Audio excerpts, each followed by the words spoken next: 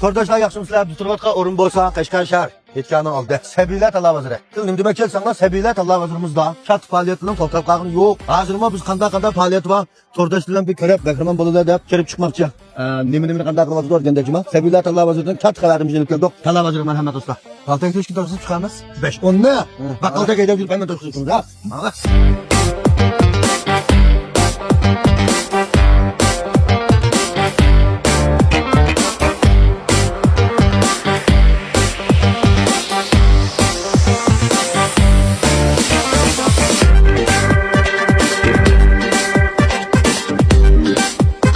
Arkadaşlar biz demek desem var biz. Mana. Moşna çoğun kapıda biz iş vakını işi oldu. Mening ismim Qilish Jigimdir bo'lganda. Biz bu iş vakını işimizni açtı. Bizden emas biz tordaşlığımı istemal qilgan. Hammalar iş paqqanmış işimizni açtı. Demek ki o'g'rimiz hamda meniki o'ralmasini taqimi güzelleştirib, chiroyliqlashtirib qo'yibdi mana Perima. Biz ezelden şu maktabda o'qiydigan vaqtimizda tartib ishimizni qo'yib, etgandan ashliq ishlayotgan Perimamiz shu. Ish diksa faqat ham o'zgarmadi. Burun purak bak. Faqat bojan bilan o'zgartib Perima deb chiroyli. Mana bojanmi? Chiroyli. Taqim isbat qildi.